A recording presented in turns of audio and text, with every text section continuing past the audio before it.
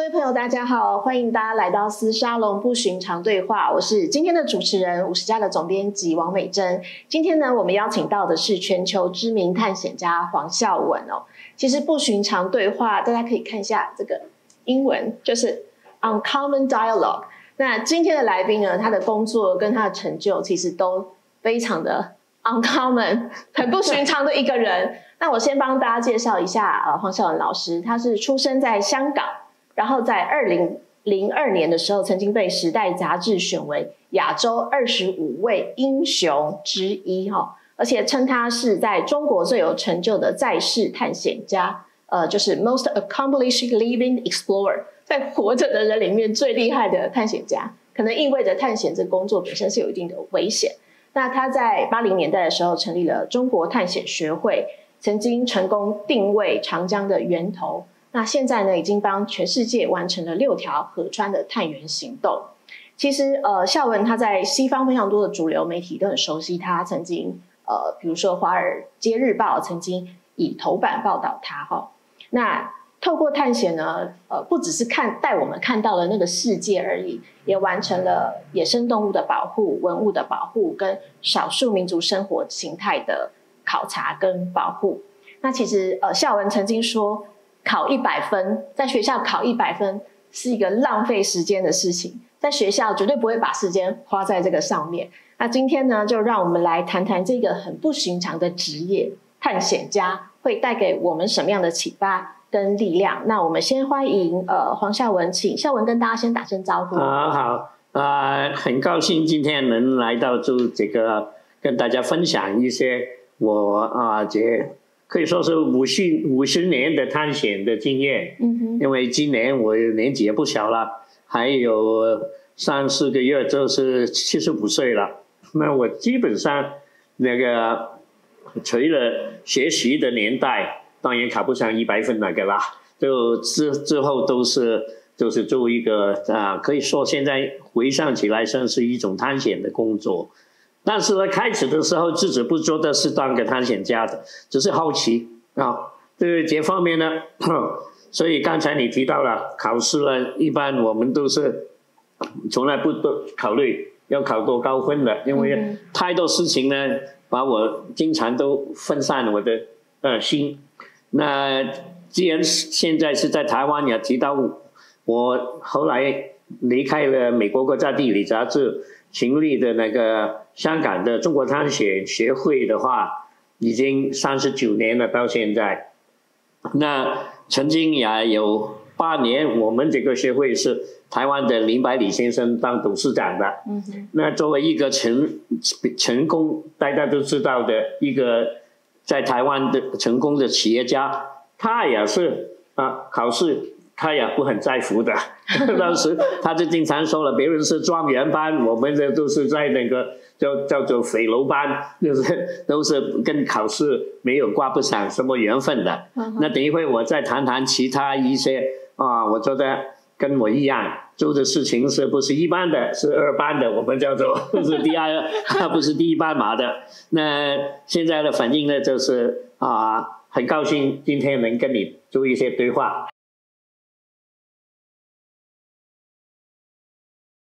好的，刚刚听到一个关键字，不是1班的，我们是2班的。那这个2班的有什么不一样？因为其实想跟孝文谈一下，华人社会对于探险家这个职业，它是一个 job， 一定会觉得很陌生。就是说，可不可以请您先介绍一下什么是探险家的工作？那幽默的来说，他有台湾人工作讲的 KPI 吗？有什么绩效吗？可不可以先介绍一下这个工作？现在呢，我们中国人把 exploration 英文这个字，还有探险家 explorer 翻译成探险家，还是作为探险的工作了，是不是很正面的一个翻译？因为呢，本身英文那个字不存在这个险字在里面的，没有什么危险的。只是一个没有险，没有风险。它只是谈着一种对知识的追求，是一种好奇心来的。但是我没有办法的，因为这个家字也不是我自己能说是家是人家加给你的，你自己只能作为一个探险工作节、音乐工作节，你的美术工作节，你自己称自己什么家呢？我觉得在中文上面也是说不过去的。但是现在没有所谓了，现在不是只是谈为了一个字。那回说起来呢，很多人都到了现在这20年，反正别人都称呼我是探险家，我又随便了。原来我不是追求做探险家的人，所以我有一本新书是香港大学马上10月份要出来的，就是书名都是 Accidental Explorer。等一会我才解释为什么我选这个书名，为什么叫做无意中的就是一个explorer。那别人问我怎么成为一个探险家，经常都有这个问题。我就说，你给我一个3岁的小孩，我就给你一个探险家。所以呢，每一个3岁的小孩，他从好奇心对于周边的事情，他学着走路，从掉下来摔倒了，他会爬起来再试，他对周边的事情的好奇心。所以真正来说，我们每一个人当小孩的时候都是一个小探险家。OK， 只是跟着我们长大了，跟着很多的教育的规范，我们才慢慢放弃了那种好奇。所以呢，现在你把自己的心态放回到一个小孩那个位置上，你们就都是一个探险家。只是呢，因为我考试也考不好，那另外的就是别的事情也做不好，就一直都是做这个探索。那等一会我做的也要解析为什么开始，包括我在地理杂志工作了前后6趟的探险，大约到第2趟探险呢，主编已经称呼我做Howman Polo。我做的是不是难受，但是做的很奇怪。别人称呼我当 explorer， 我都做的我都不知道自己做的事情，别人就做的是探险的工作。因为怎么说呢？回想起来呢，我是1974年就开始进去中国大陆。之前我是在美国念书的时候，我1969年就去美国威斯康辛大学念书。从香港去，香港那90%几都是华人，你就不会感觉到自己是一个 minority， 不会，不说大陆就说少数民族，但是呢，反正你就是一个乐器团体还是反正是一个，我是去了大学才感觉到这个感受，因为在周边全是美国人嘛。那也很运气，我在第4年就当了这个大学的外国留学生的会长，那就不止包括中国的学生啦，当时只有台湾跟香港的中国学生啦，大陆的没有来的。那另外就是非洲的、伊朗的很多不同国家，连南美洲、巴西的都有些学生。那他们都有这个感觉了，到了美国才感觉到自己是一个少数的一个群体。那本身美国的他的原住民呢，就是现在我们叫 Native American， 以前叫做印第安人啦，他们也是感觉到自己是一个少数的群体，所以他们经常还是会跟我们这些外国学生来往，还不是融合到美国的主体的美国人里面。那我从那个时候才有这个，你也不能说是 identity crisis， 也不是因为自己的identity crisis， 身份认同危机也不能算是有这个，但是反正呢就感觉原来是有怎么样一种人的，自己就是在不同的环境之下会变回一个怎么样？那这个是我开始对这个少数群体的兴趣。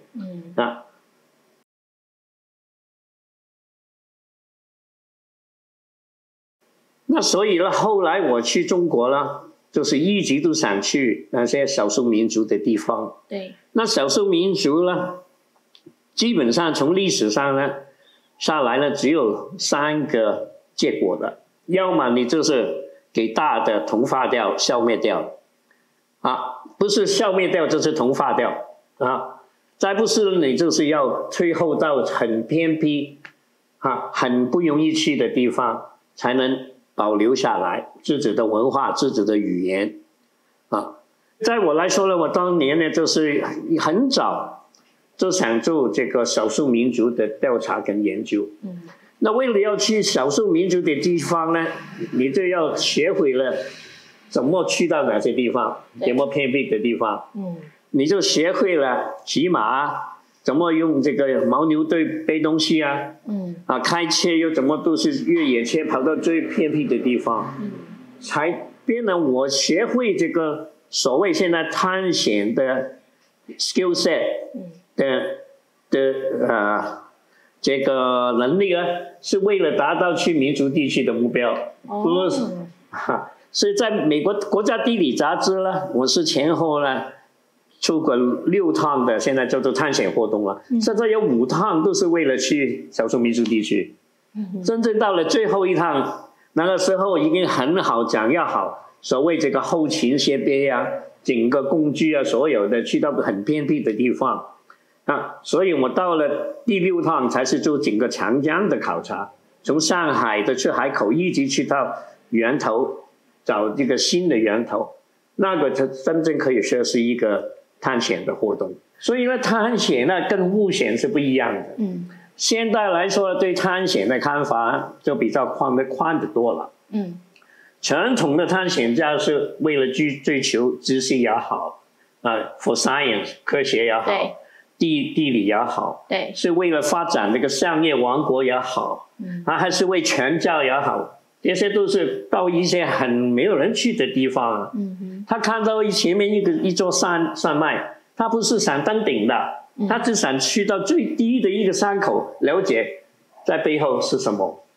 那现在这几十年到100年的开始登山，那些是个人的挑战他登山的人回来不一定给你带什么新的知识你作为现代的很多探险，譬如你说我出去是为了刺激，为了我要自己的挑战，但是他带回来的只是可能鼓励别人要去克服困难，但是他不是带回来知识的。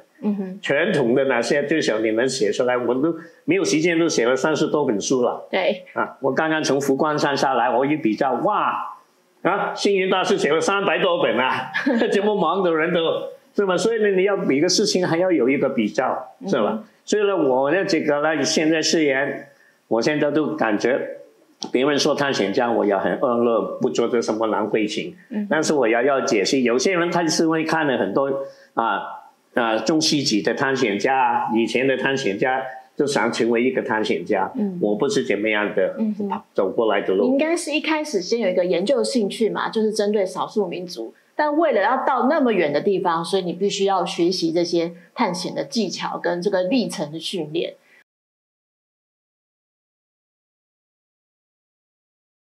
但是我想要稍微厘清一下不同阶段，因为像您在国家地理杂志的时候，您是一个摄影家嘛？不是，我是一进去就是做这个写作、摄影跟探险。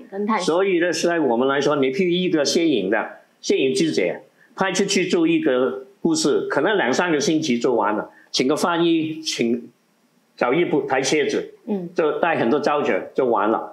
你不可能像我这么样要去买自己的车子，带自己的船行李都30多件，对吗？之前一天航空公司把整个货柜交给我放东西的，那探险的那个要做后勤的工作我最近整理出来，只是带的医疗的药都4页纸 4 pages， 修车的零件又是4页纸，对吧？摄影的谁需要考虑这么多？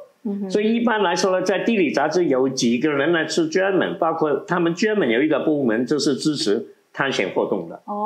所以大家从台湾人的角度，我厘清一下，这个跟我们一般想象的摄影家或作家不一样，因为他只需要完成那一个作品。但是如果 explorer 就探险家的话，他是完成更多的研究。我们根本不需要再写的，对，因为按这样是一个当年研究的角度。80年代的当时美国国家地理杂志自己的内部规定呢，他发表一篇文章关于一个国家，10年之后你再碰到哪个国家的了，因为他面对全世界，是吧？所以呢，他们对我已经开很特别的例外，就是把我头2趟的探险形成一篇50多页的文章，是怎么样？之后哪些呢？他都知道不会是在杂志上出来，但是呢，作为一个学会，很支持这种的工作，不是为了你将来能不能发表，能不能跟别人分享。那当然之后呢，从探险做到保护又是另外一个过程了，那个是一个感性的过程。你好奇心不一定是很感性的，你只是左脑的活动 left brain function，但是到你要成立自己的学会，就是为了回去已经去过的地方，因为杂志不会派你再回去你去过的地方。所以学会是成立中国探险学会，就是针对你们研究的地方，可以做更长期的追踪。做保护，主要就是考虑记录跟保护。有很多方面呢，现在什么谁都在谈保护了，保护也要所谓 selective 有选择性的保护，因为一个民族很想发展嘛，他想跟大家看齐嘛。他都很想有现代的东西，不是老想骑着马嘛，他想骑摩托车在开车的嘛。所以很多方面呢，你不是说保护就保护，你是把它记录下来。所以我们虽然这个学会有39年了，我1986年离开国家地理杂志，就是为了创办自己的学会，可以再跟进我看到的东西，我摄影拍下来的东西，我录像拍下来。我在地理杂志是1982年开始，83年我已经加进摄像，没有人要求我摄像了。但是你摄影跟写作表达不了，音乐、舞蹈都表达不了。应该看到他那些很多文化都在消失，都给淘汰掉。那你就很急的不是去保护，是去记录。因为很多这些地方的人当年造卷都很困难，不像我带着每趟去300卷造卷，是吗？那你就把它记录好嘛，你记录好，就你很多现在我们住的民族，包括菲律宾的，都是选最少的，300人不到的，不但选那个民族也是300人不到的。台湾的州族只有4000人，我们选择1家人来做记录，是吧？因为他们没有这个时间，没有这个技术，没有这个能力去记录自己在消失中的事。那我记录下来只是放在档案上，不是放在网上。我是为他们做他们的后代想要的都有啊。我拍了20几万张照片，1974年在大陆，到了2006年才转为数码化但是之前那些我们都全数码化。今年的1月1号，因为现在在香港大学成立了一个黄孝文探险中心，我就多了一些资源，尤其是年轻的人力资源。我才今年1月1号开始有组织性的把这些老照片送回给每个地方的当地，放在我的档案里面没有多大价值放在图书馆也没有多大价值，倒过来是送回给本来那个地方我记录它的是最有价值的。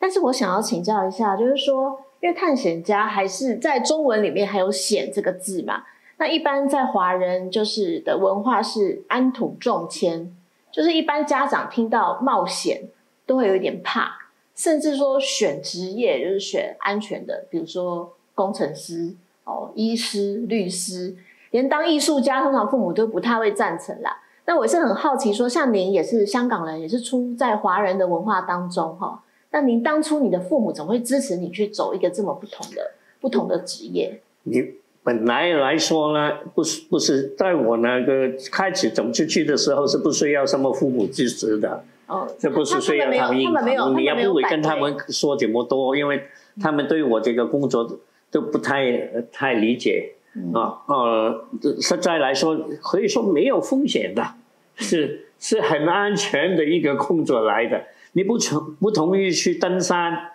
就是我们的探洞队伍都是很优秀的科学家，你要里面画图，把一些标本拿出来，再做研究这些那这个呢，跟可能一般人对于探险这个词呢，就有一点误解，就因为里面有个险字，你不认为有危险的成分？基本上全没有的，等于你有后备方案。其实你想达到的，我虽然譬如就前后鉴定了6个源头，第6个直接确实能开到跟前，前面那些困难得多啊。强降源头要起码骑9天来回，是吗？冰天雪地，很高的海拔，那很多时候都不一定成功的。强降源头我就去了3趟，尾汤的改变，发现新的科技给我发现更远、更强的源头，又再去。我们住这个伊瑞瓦底江的源头，在中国叫做独龙江的源头啊。头一趟去春天开春，4月份，马都找不到，就靠走路进去。冰天雪地，那去到高山湖哪里呢？上面有一个河流流经高山湖，应该寄出去的，根本看不到，大雪全盖走。那同年我10月份再去就可以鉴定了。所以呢，不是每一趟都能成功的，是吧？有些时候是经过好几趟。当然了，那是你起码有什么风险？有高山反应。可是我看到您的书里面，确实你在台湾出过快20几本书嘛。有提到有些几千公尺的高山，比方说你们开车过去的时候，比如会有落石，或是这个冰风雪，这个好几天，它还是有某种程度的危险性啊。那你走在街上的车子一样很多风险嘛，是吧？你这个风险的你去很多美国很多城市，你晚上去的很多地区你不敢去嘛，风险的管理的话，是吧？你运气节不好，石头都掉到你了。你干脆在香港买个6合彩，那你中奖又不见到，你怎么好这么的运气？是吧？你学一点 game theory probability， 你就知道那个风险都在哪里，对，是吧？所以在我们来说，当然要考虑到其他的方案，不会勉强而为。那现在来说，你台湾921，我也在台北啊，那个。加都满都的大地震，我刚刚在飞机上准备离开啊，酒店都不能再进去啊。洛杉矶大地震我也在啊，我还不是好好坐在这里，是吧？这就是我们这种一般人跟那种 explorer、uncommon 的人的看法不一样，因为其实走在路上也是会有风险，对，车子都有风险，所以很多都是你自己的 attitude， 过于害怕的，对，你的 attitude 问题嘛，是吧？怎么会？那我都错了，我921也在台北啊，是吧？就在凯悦酒店，半夜11点多，快午夜的时候。那你那时候在想什么？很大的地震来的时候，你那时候没有啊，不做什么。他悬赏你悬赏你有什么？我都说了，你一生下来了，你就有一个 partner， 有一个合伙人，就是命运，他永远都是大股东，你怎么计划好了，他都可以把事情反过来，是吧？你要是怎么样考虑的话，我一生下来就有一个大股东在我，你只能在当小股东，尽量发挥你小股东的力量。对，我们只能听大股东，也就是命运的，那顺着他，我们也不能怎么样，对。当然不要叫你放弃，你在争取在你自己可以控制之下，你就发展你的空间嘛。没错。当然，你刚才说就传统的医生啊，哪些是很好的的职业，我是考不上哪些嘛，是吧？所以我经常都鼓励人，你读书读得不好不用担心，你可以去做探险家嘛，是吧？我们只是一个案例嘛。但是呢，发展到后来怎么会造成保护呢？这是我们看到很多东西。需要写作，需要记录，才会就是哪个是右脑的活动了，感性的活动。对，所以到那个地步之后呢，你的左脑就是为你的右脑服务的啦，就是你用了的思维方式，怎么去解决困难，怎么帮他们做好保护。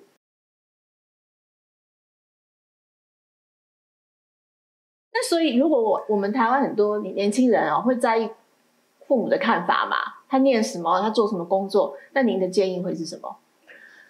我认为呢，现在年轻人的选择性多很多，尤其是呢，他他起点比我们那个年代高很多，所以风险呢更小，很小的风险。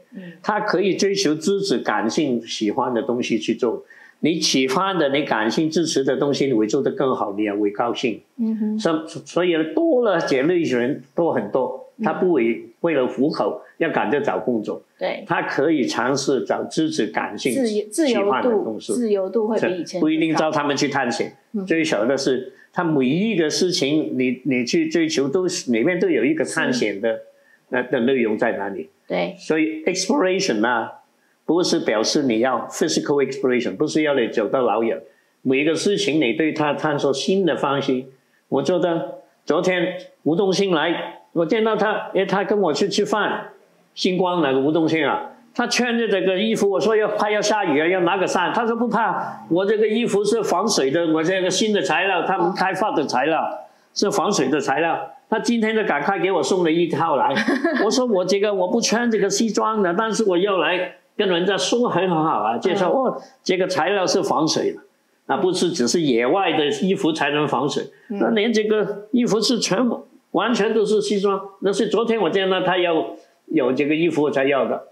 另外刚才那个台湾人，年轻的女孩，现在也不年轻了，她刚才中午饭来跟我吃饭，她开发的这个是牦牛的fiber，你看节目轻节目薄，牦牛是多大的动物，能开发到节目漂亮的，还把我拍的照片，关于牦牛在冰天雪地的照片放上去。刚才他来跟我吃饭，那他也是探索新的办法，他是用企业来代表这种。他是台湾 TAS 台湾美国学校毕业，就去到家庭环境也很好，所以他可以追求自己的 passion。他还把这个 passion 变成一种 obsession。他就去到University of Pennsylvania， 宾州大学，有些是常春藤的啦，Ivy League 的 Wharton 那里学商业，之后呢还不够，去哈佛大学 Kennedy School 学这个 Social Enterprise 社会企业。那他当年呢，就是2006年的来到云南香格里拉藏族地区，找到我，他们就想找一个核心的东西去写一个方案，去比赛，在哈佛大学，我就给他介绍牦牛这个动物是没有正式开发的，传统只是藏族知道怎么用它，做他们的帐篷啊，那牛粪要来烧，等于是他们的颜料，是吧？那牦牛奶可以要来生产，要来用做他们的奶酪，是吧？那他就拿着这一个就写了一个计划书，这个 business plan， 去参加商学院，哈佛商学院我也上去带过嘛。每年有一个比赛，就是 business plan 的比赛，他居然拿了头等，还有奖金的。是 Kennedy School 抢到 business school 的比赛的头奖，是从来第一趟，是一个台湾的女孩子。刚才她来跟我吃午饭嘛。她给我这些丝巾都是从牦牛毛开发出来的。节目薄，在台湾最好用了。你这个地方不冷吗？平常出去很漂亮了，是吧？所以您的意思是说，不一定是身体上的探索，其实不管你是做什么行业，但都是 explore。你只要有这个精神，就能做出好的东西。我们跟他聊天谈到最后，他就差不多哭起来，因为他很困难。本来家里面环境怎么好，跑到青藏高原，是一个台湾城市的女孩子，不停去开发这个，搞到现在。他自己亲身去那个青康藏高原去看牦牛，然后开发出来。对啊，现在他还把新的方案。这样来大家做这些东西都要跟着他那个模式去做，等于这个等于他是做社会企业的嘛。那作为一个台湾人，一个本身是一个有家族背景的，也能做出一个探索新的材料出来。另外一个台湾的女孩子，去到这么好的大学，还跑到高原去开发出这个东西来，都是另外一种探险的精神。支持他的嘛，否则怎么维持过来？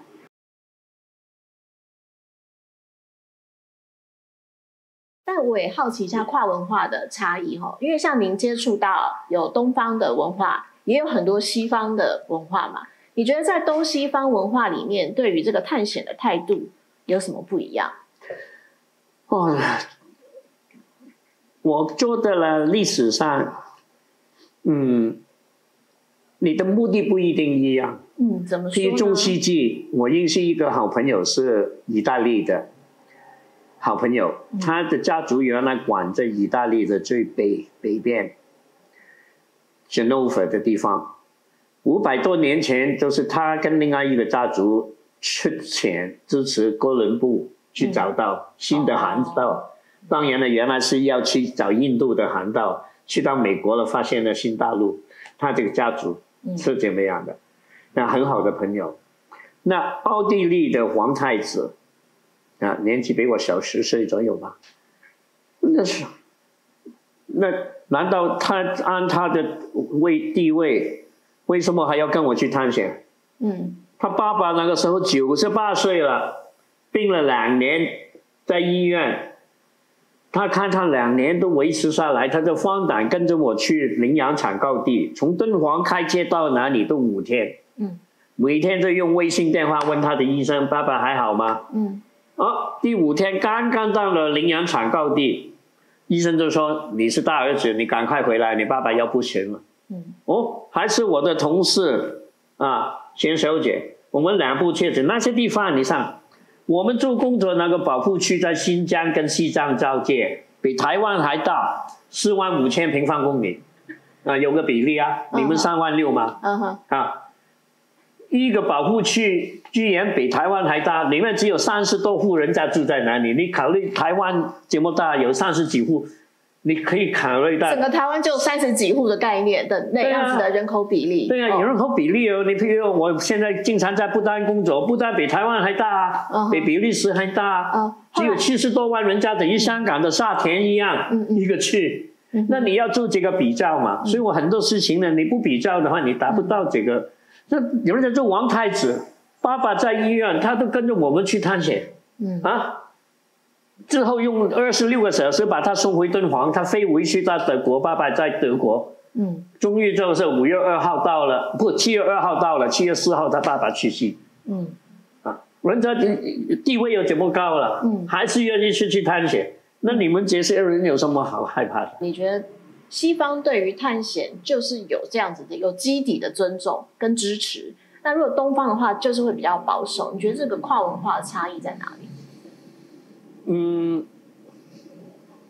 这个问题我很难解答。那这么说，我也不清楚。对啊。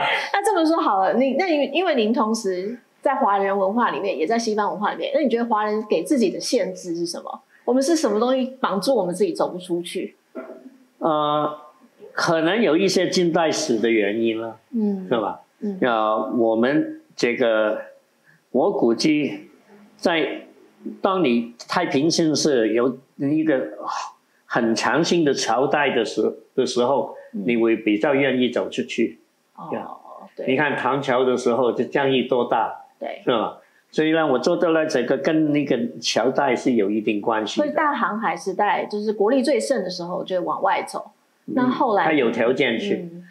台湾也是。那你作为岛国，奇怪了，台湾作为一个岛国，应该是很往外面发展的嘛？你看你欧洲的那些国家都能往外面跑得这么远。台湾有它政治的背景因为我们有数十年，因为政治的因素会有禁山跟禁海的政策，你不能接近山跟海，是因为政治的因素怕说这个有些军事的一些状况什么，所以我们也是到2019年才陆续开放的。大概这个也是一个内心的禁锢内心跟身体的一种限制。因为你做的自己不安全的时候，你就会收得很紧，是吧？所以包括在中国大陆也是，一个强势的政府的，他就会实在是愿意有能力开放。他资质不稳定的时候，他会收得很紧。没错，是吧？没错。你譬如来说，以前台湾做这个游艇都不是卖到外国，自己台湾人都没有他卖到东南亚，我们有钱的人都可以买台湾做的游艇是吧？你们自己都没有这个条件用了，是吧？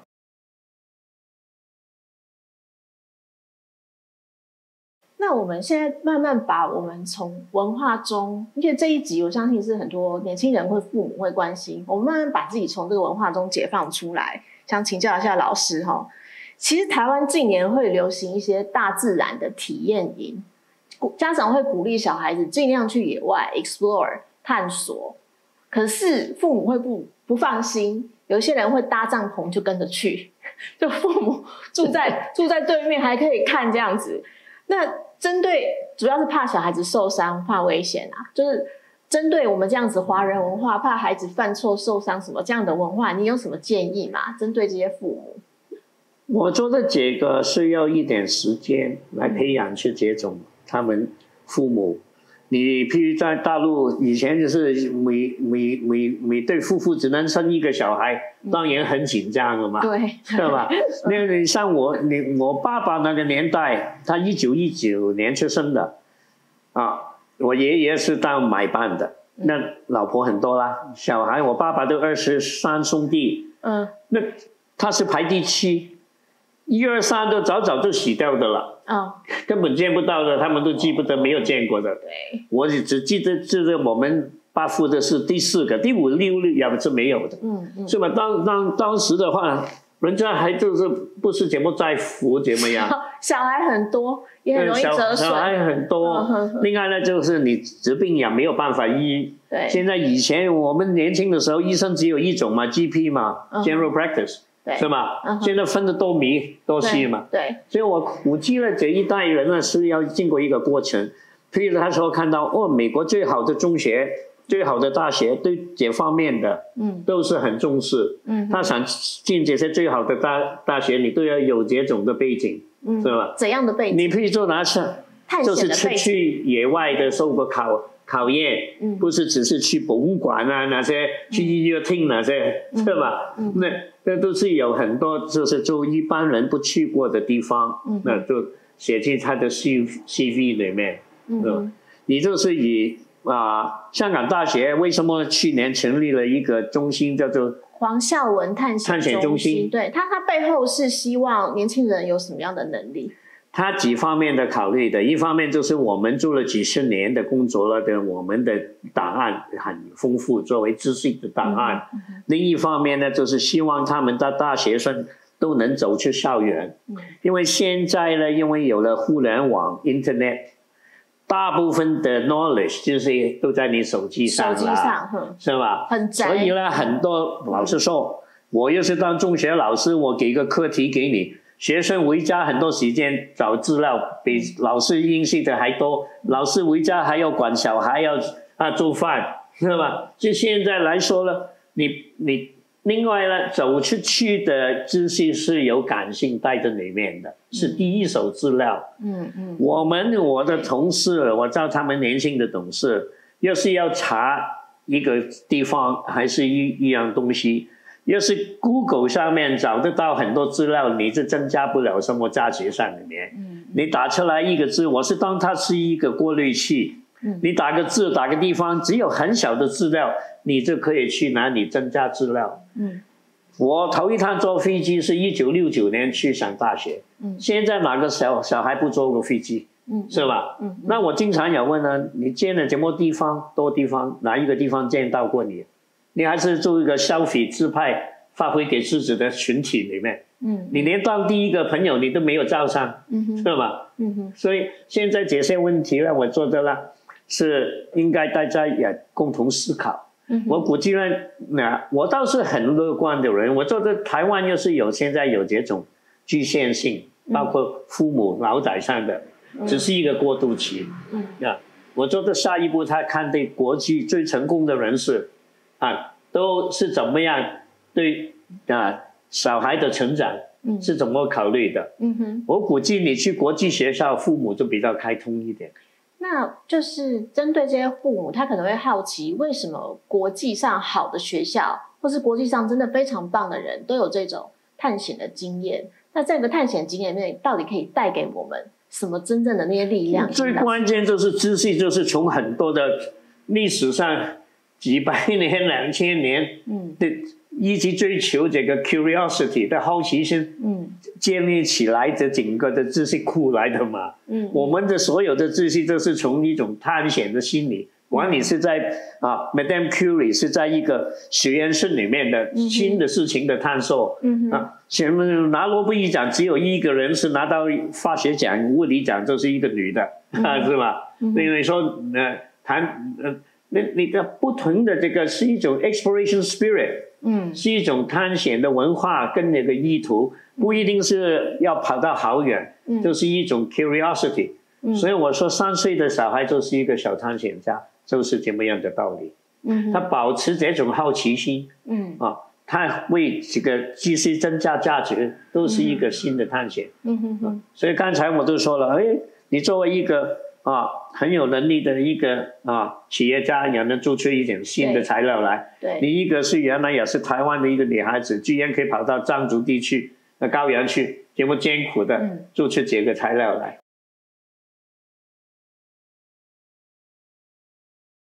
我觉得你刚刚讲的一个关键字就是第一手资料，就是他得到的那个知识是他真正亲自体验到去找出来，而不是别人告诉他的，对不对？那杂种呢，就另外带有一种感性在里面，它不只是一种思考的问题，感性就是 emotional， 对，你蛮强调这个 emotional 的力量，它有一种感情在里面，是吧？所以呢，这个都不是只是看书本上的事了。也不是只是看个网上看电视上，你是真心去体验。所以现在呢，很多教育系统里面都很重视这个叫做 experiential learning，就是真心去体验。对，那你可以不像跑节目一样，但是从新的课程里面可以慢慢接触到这方面。年轻小的时候，当然大家对这个危险的不同的程度，对，是吧？对，你譬如像我们来说。为了出去做这方面的工作是一个强烈的要求。疫情期间我都隔离了4趟，为了出去工作。同时也在香港做了3个项目，1年。第2年可以出去，我就21天不是容易过啊？别人说你去酒店住了21天才能去中国大陆去工作，其他国家都不能去了。对。那我比较，我不单一个朋友是女的飞行员，她开飞机。他去接他们的国人回来，飞1个小时回来要21天啊。那人家是怎么算啊？1个小时的工作要带21天的隔离。好了，不但的国王是我的朋友，去年我生日他还专门过来给我谈了2个小时。在我的酒店离开的时候，他问他的副官ADC， 他说我在这个酒店疫情期间住了多久？那个副官就跟他说他的。ADC 我们都是 aide de camp，就是说，头1年你总共住了7个月，第2年你住了6个月在这个酒店，为什么？他到处去跑他的国家的地方，劝他的人不要害怕打针，叫他们防御，劝他们不要怕，那每趟出去回来，他就要待21天还是14天，回家就抱他的小孩两天又出去跑，对吧？对，就是他有一个更大的想完成，而且是有情感力量在的。我们提到很多人物啦，林百里也好，这个女孩子也好，吴宗宪也好，大家都有那种探索新的事情的。对，而且他不畏艰难，像你刚刚讲，他就算隔离21天，他还是要去做他那件事情。对啊，有些我们一般我们一般人 common people 认为的困难，是不困难了。那是一般呢，很多家长知道有这种人物，他就慢慢的会放心。人家节目也过得很好，他也当国王。林百里都可以去到这么远，医生叫他不要去，他都一样跑这么高去了，是吧？怎么样来说呢？大家不要把探险家放在我一个人的身上，不要特别化，对不对？我们要特别化，我觉得不是都特别，其实是每个人都有办法成为探险家。你当我是2班3班也好了，反正就是呢。你当然了，不要把这个危险放得太重。因为你把小孩送出去很远的地方去念书，还不是一样？对，是吧？现在有些都是我们那个年代哪有这么多的条件，是吧？所以按现在来说呢，有这么多的好的台湾有这么好的医疗设备，有什么事都随时可以关心。比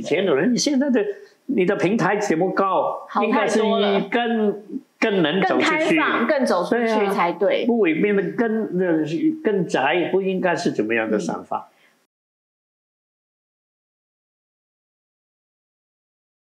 不过我想要回到就是说探险家，因为大家可以感觉出来说孝文是一个非常有力量、真的勇敢的人，但是这个也是慢慢养成的嘛。可不可以请您分享你生涯中真正最难的一次探险，然后那一次有没有改变你的人生观？有这样子的经验，最挑战的一次是什么？譬如有一趟我们是去，应该是Salween River， 就是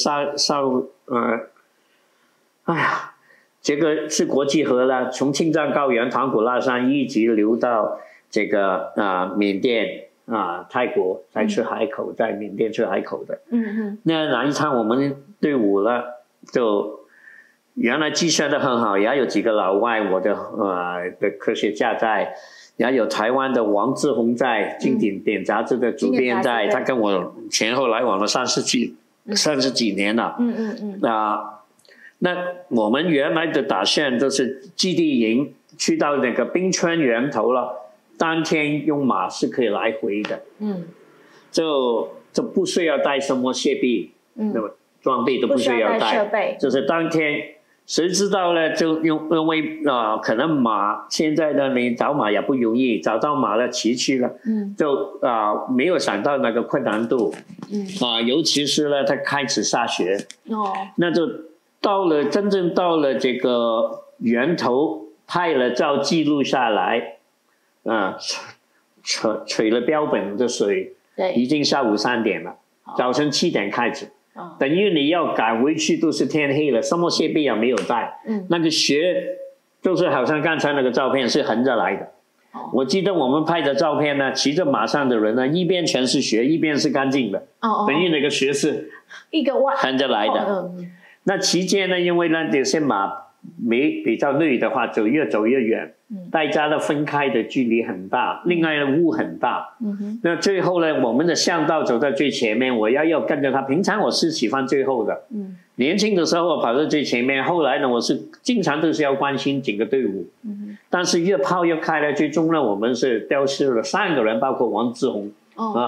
那我们到了一个帐篷，我们没有办法回得到营地的了，知道？找到藏族的帐篷已经冷得不像话了，马也走不动了，全部人都在那里冷的，全身都湿透的了。那另外就派人出去再找他们，已经全黑了，晚上10点了。后来他们找到他们在另外一个藏族的帐篷，我们才放心。第2天他们才跟我们会合。当时我的考虑就是我怎么跟他的家人说呢？又是万一真的出事，唯一的担心就是怎么跟他们说，是吧？当然了，年纪大的人他们都是自己愿意来的，是吧？不是小孩跟着出去怎么样，是吧？所以呢，这个呢是唯一一趟我觉得我们是有一定的风险。其他之外我们从来都是很安全的。我们包括去高原，很多人说有高山反应，我们1991年刚刚有一个科学家为了医学需要做出这个高压窗，所以带着的，我们就已经试用了。用到现在还好的，用了30几年了。等于你有个高压窗，你把它放进去，加一点氧气，等于坐飞机啊。谁坐飞机说有高山反应的，是吧？对。所以设备来说的话，你要有，我们也有高山药，也要有氧气，也要有高压窗。你去高原就没有什么风险。但如果像刚刚讲的那一次比较稍微有遇到危险的状况啦，是透过这个你有没有什么 learning， 就让自己这是有什么学习吗？对你的人生观，或者是对下一次有没有什么你的计划？要做的譬如来说了，我就不会考虑天气一定会怎么好，是吧？是在哪个年代已经说是2012年的时候了。因为我们做这方面的探险工作已经做了几10年了，只是当时考虑就是当天很容易就回来骑着马，都没有想到飞檐期间。那出去的时候，哇，整个天都很好，蓝的天啊，谁知道随便来一个云就马上风雪，是吧？太小看了这个天气的变化。可能就是没有考虑到这个天气变化的这么快，一下子就变了大风雪。是一个经验呢。这会让你的人生以后更有应对变化的韧性。要不我做的其他，比如航海上面就更麻烦了，很多事情，尤其是现在说什么 GPS 啊，是吧？他现在天气预报都找很多字告诉你。地震都不能告诉你啊，是吧？所以本来就会有这种。就将来科学发展可能预测到地震了。以前我们连天气都搞不定嘛，是吧？所以跟着科学的发展我们的人，即便我去年2个好朋友离开，一个110岁，一个109岁，110岁那个还是飞行员，以前创办你们复兴航空公司的，OK， 陈文宽，他们那个时候开始飞那个头风的时候，又没有气压舱，后面的人都全是睡着的，因为不够氧气嘛，人家那个时候是吧，都是一样飞行，我们都还说他是空中的英雄，是吧？这个大陈朵撤退的也是他们去帮忙撤退的，那我们还很崇拜这些飞行员，那现在是倒过来，现在泄密怎么好，天气预报怎么好，倒过来还怎么害怕？我说不上，应该是更不害怕啦。随着科学的进展来说，这些都更加可预测。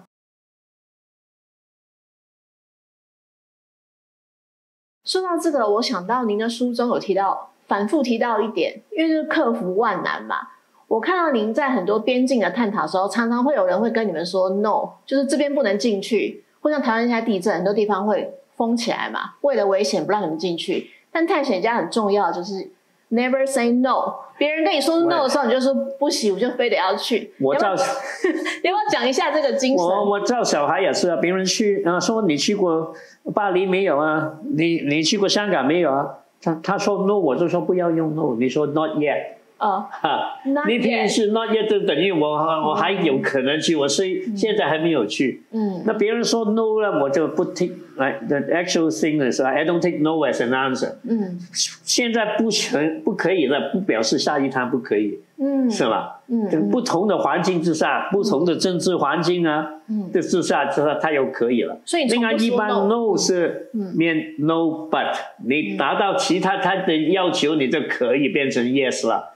你就凡是听到 no， 就是 no 后面有一个 but， 但是它会 make exception，否则就没有这个词在世界上词典里面就没有 exception 例外，还是有例外的。你可不可以举一个例子，就是说在你曾经尝试某件事，那个边境的人或什么，人家跟你说 no， 但你突破那个例子，让你后来得到了什么新的收获？太多了。我从西藏也进过去，不但也偷偷进去西藏，你经常都你尤其是那些边境地区，你很多现在我注意上都是很多都是小的有争议的小岛那些包括我有买到一个老地图，1988年日本印出来的明治年代的，琉球的地图，他都不敢画到最后3个岛，接近你们台湾的那几个，他只画到红颜色，他日本只能画到的一部分，对吧？跟着这个历史变化了，有很多事情了。就跟着就变化，对吧？所以呢，我做的也不用抓得太紧，有些事情了，你能放松，不同的时代，它有新的发展，对吧？你什么都收得很紧，你看不到哪些机会，是在周边到处都有很多机会的。你譬如我疫情期间，我们做了很多事要是我只是躺平了。什么都不做了，一样可以是吧？但是我们就是争取主动性，经常的争取从被动变为主动。那我还想要问一个问题，就是我有看您早期的作品，很年轻的时候探险的作品，跟近年的作品有个很大的差异。因为30几年前80年代很难到的地方，可能现在因为交通或因为观光的发展，变得很容易到达了。从一个好地方想，它可能是好事，更多人可以去了。但是您怎么看待？它是一个好的现象吗？还是变成大家只是在打卡观光而已？我觉得是个好的现象，因为我本来我这个人看到一个很漂亮的地方，都希望我的朋友别人都能看到。有些就不一定了，每个人不一样，有些人可能但会不会就没有希望他是唯一一个看到的。那看每个人的自己的思想背景不一样。但是他会不会就没有探险的乐趣？因为现在过于发达，就花钱就可以到了嘛。因为我举个例子，也不一定，大家同样去一个地方，你的眼光可能跟别人不一样。你看到的别人不注意的，很多时候我走过别人都看不到的，我就看得到，是不是你用眼睛看，还是你很注意？譬如来说，经常人家说你譬如你反正呢，我做的了。譬如现在交通这么方便，马都找不到了，真正偏远的地方你都去不到了，骑马都找不到。但是呢，你譬如中国来说呢，跟我几十年前的，可以去哪些地方呢？现在就是大家都能很方便都去到了。我举例来说哈，有一个叫做穆氏塔格峰，7500公尺，以前是只有探险家才能到的。那你书中是有写说，现在你只要花$6000多，它就有一个滑雪探险的行程。对啊，现在付钱就能到。对啊，我一个好朋友，他以前有在美国地理杂志，他就专门做最危险的东西的。他就去哪个山峰，滑雪下来的。对。他后来就是登山很有名的。他就是在巴基斯坦给人家打死的，在帐篷里面，有人家要抢劫，是吧？所以呢，现在上哪里呢？现在很多都真正是你花点钱都能去到，只要你是不破坏性的。那所以关于探险的商业化这一点是您不反对的，而且是觉得让更多人可以。你譬如就是以登山、登珠峰。一到高峰期，一天都有100、200人上去，都很安全的嘛。都老早就知道天气是怎么样，以前以为夏天去登方便一点，现在大家都知道冬天是最稳定的了，天气。也不会这么多雪崩，是吧？现在都是商业化的了。以前呢，你去不到的很多海岛，现在坐游船都能去到，北极也随便去，南极也随便去了，你付点钱都能去。所以在我来说，我就不会去那些，我一生都没有去过什么 cruise， 是吧？但是的话，我觉得这个商业化就让很多人都看到，以前只是从照片上看得到的。以前我们从电视上看到很多都是哇太难到的地方，现在都随便你愿意付点钱，什么北极光啊，什么都。你觉得这是一个好事？当然是了，有更多人享受。所以我说，现在年轻人还是中年人，现在他们都有很高的平台，所以他们对自己的要求应该更高。不像我们那个年代过来的话，是比较艰难的过来的。对，但是我觉得你有讲到一点，虽然我们现在可以很轻易的去到很多地方，但是您提醒是说，你虽然看遍这些地方了，但是这些地方有看到你吗？你要不要讲一下这句话的意思？这句话就是说，很多人去很多地方，交一个朋友都没有交，拍个 selfie 就发回给自己的圈子，就是怎么样？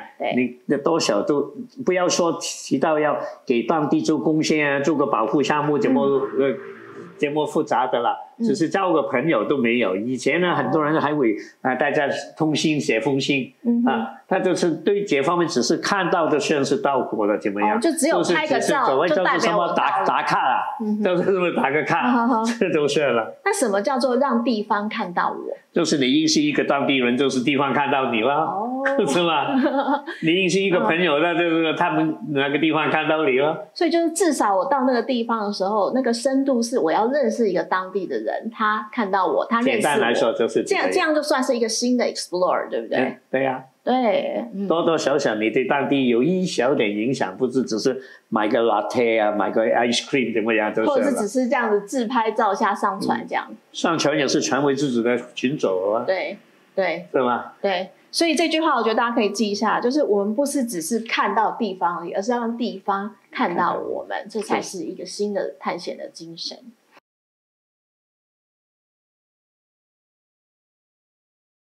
那最后一个问题，如果请孝文给年轻人或是非职业的探险家一个跨越出去第一步的建议，你会建议我们的第一步是什么啊？我们从什么等级开始？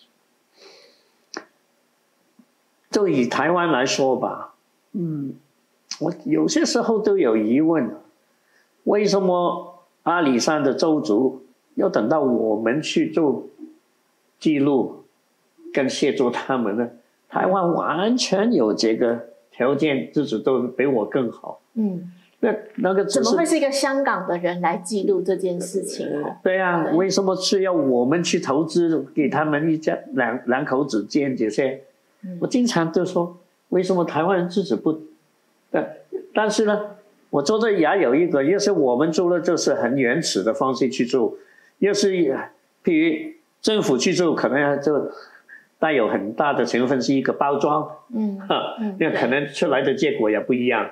但是很多年轻人，我做的，所以我们也刚刚开始跟高雄的一个国际学校来往，还不谈得上合作，就是让他们的年轻的学生，能试试在自己不要先考虑走这么远，就在自己的后花园都有很多可以探险探索的地方，包括保护的探索。所以我觉得呢，台湾就是本地都有很多可以做的事，就等锻炼自己之后再走远一点。很棒的建议。其实在台湾就有非常多的需求，大家自己去发现，找自己的题目，其实我们就可以进行新的探索。那最后呢，我希望今天可以像孝文说的，探险家一点都不难，其实你只要是一个3岁的孩子，就是一个探险家的那个心态。对，那我们试着用3岁小孩的眼睛去看世界，试试看你会得到什么力量。那祝福大家。那我们今天的不寻常对话就到这边，谢谢大家。好，谢谢大家。